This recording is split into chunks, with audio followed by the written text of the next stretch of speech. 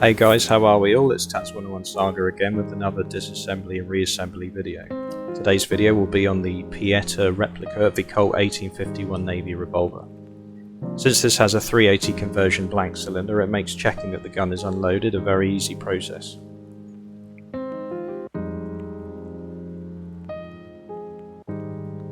The first step to removing the barrel assembly from the frame is knocking out the locking wedge located here. So you're going to need to use a punch of some description. The largest one that will fit would be preferable, and something to rest the barrel on.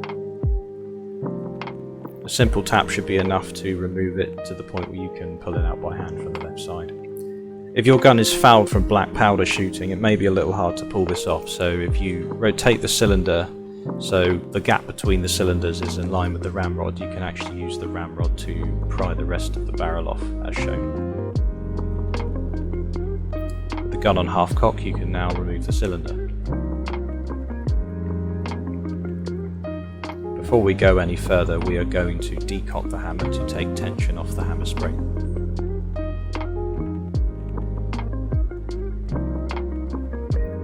The next step is to use a flathead to loosen the screw on the base of the grip assembly before removing the next two.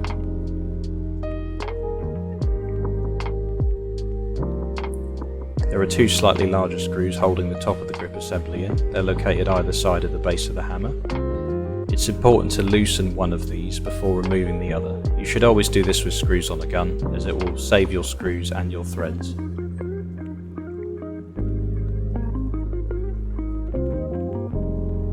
Once these two are out, you can then fully remove the smaller screw on the base of the grip assembly.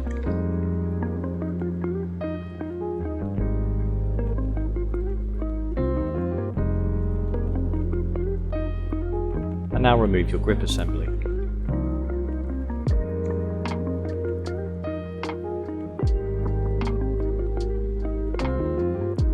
Just for reference, you can see that the base screw is a lot shorter and has a shorter head than the two top screws, so this way you can differentiate them when reassembling. As previously mentioned, make sure that the hammer is decocked before doing this next step. You're now going to remove the hammer spring. It's just a large leaf spring that's held in by a flathead. With the screw gone, the hammer spring will just drop off. If you haven't done this before, it's always a good idea to replace the screws to wherever they came from so you don't mix them up. On the underside, to remove the trigger guard, you now have another 3 screws. So similar to the previous process, you're going to loosen them all before removing them. This will help save your threads.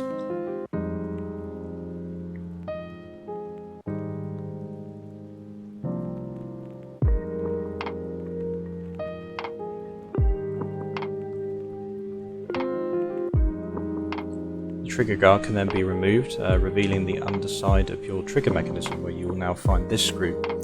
Now this is a leaf spring which puts tension on the cylinder stop bolt and the trigger. The beauty of this design, in fact, is that nothing springs off when you're disassembling it. It's all contained very well with simple flathead screws. So you're going to remove this screw, and now the spring itself will drop free.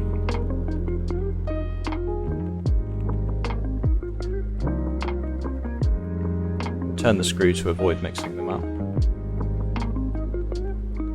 You now have 3 screws remaining in order to remove all the working parts. So starting with the cylinder bolt stop, you're going to loosen both of these screws.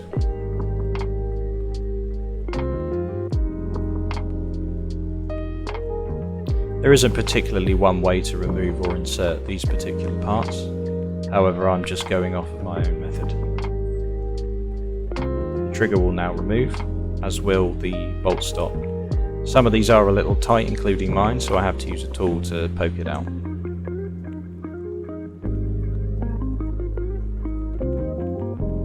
All that's left is the hammer.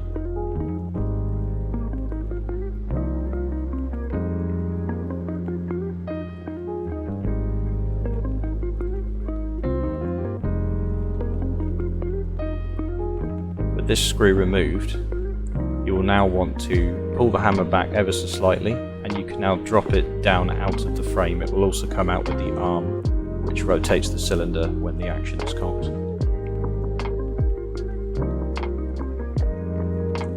If you do wish to remove the ramrod for further cleaning, as certain parts of this, including the little channel it runs through to the cylinder, can foul after a certain number of shots, simply remove this one screw and unlock it from its little recess on the bottom of the barrel, and it will simply remove.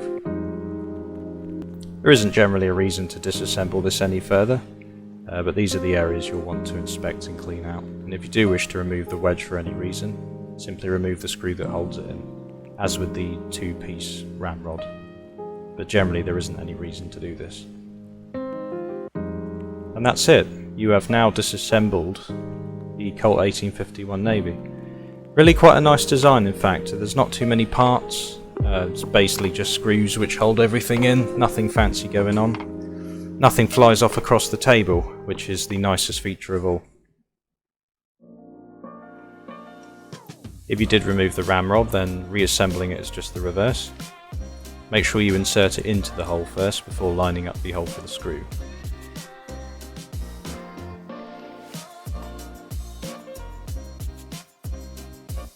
It's especially important with these older designs to make sure that the thread is actually biting.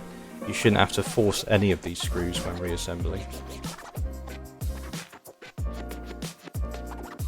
And now our ramrod assembly is working correctly, and we can return it into its locked position.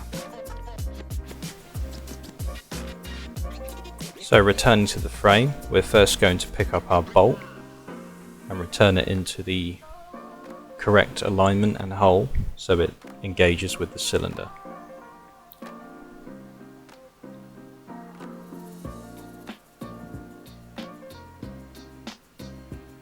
Ensure that the hole in the bolt stop is lined up with the hole in the frame, and you can now insert its screw.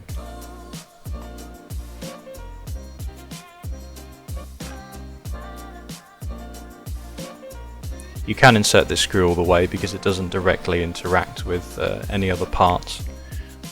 It keeps it in place as you're inserting the trigger and hammer. The trigger may be a little tight to get in if the two prongs on the back of the bolt are quite wide. Some of them are, some of them aren't. Mine is a little tight. So just wiggle it into place and line up the holes again.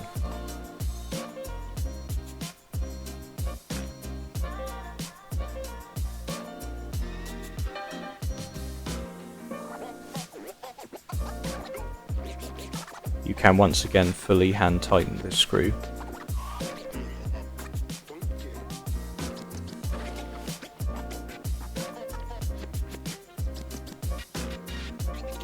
Now take the hammer and the hand and ensure that the hand and its spring are compressed into the little groove that runs them up into the top of the frame. You might have to wiggle the trigger around just a little to do this, as of course it does engage with the hammer.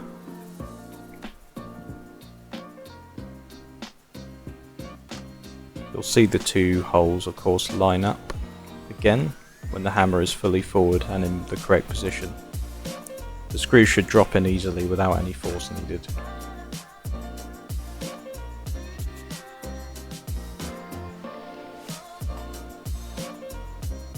Fully tighten this screw. The leaf spring that applies tension to the bolt and the trigger can now be installed into the frame. Ensure that the orientation is correct, otherwise it's not going to work at all, and replace the screw.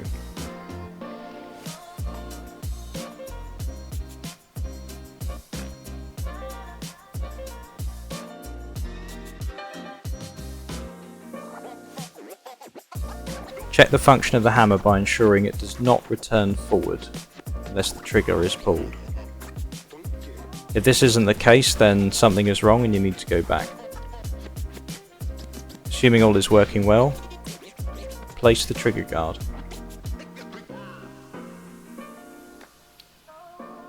The shorter screw, again as with the grip assembly, goes into the front. You can tighten this slightly just to keep the holes aligned at the rear.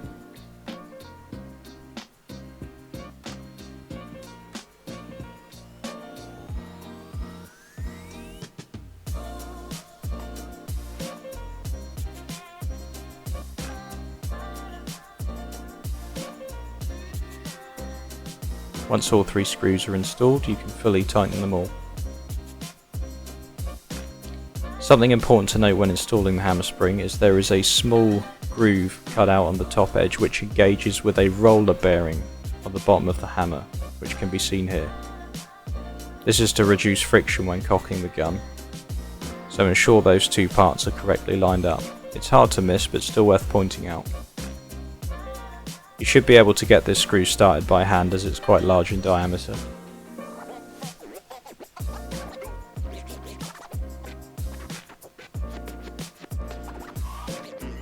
Hand tighten the screw and this will apply tension to the spring. Before assembling any further, check that the bolt is indeed working. When the hammer is on half cock, it should recede below the cylinder, allowing it to spin freely.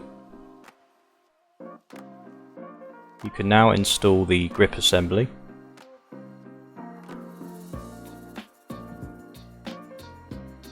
Insert the smaller screw with the shorter head into the base and tighten it just enough to hold it in place. You can then replace the final two screws.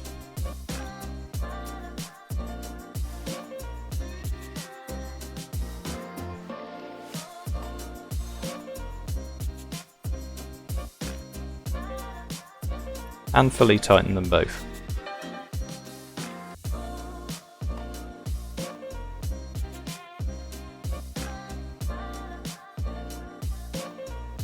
Your next step will be to half cock the hammer. This will lower the bolt, allowing you to install the cylinder. Rotate it into place. Grab your barrel assembly, ensure that the wedge is all the way out. You have two little pins at the bottom edge as well, which should go into their corresponding holes, allowing you to insert the wedge fully. If it's a little tight, use a plastic instrument and a hammer to knock it fully into place. You should now hear 6 clicks when you rotate the cylinder like so. You also want to check that the bolt is working. The cylinder should not rotate when the gun is either fully cocked or decocked. And that's it, you have successfully reassembled and function tested your Colt 1851 Navy revolver. Thanks a lot guys. If you do have any questions, please post them down below.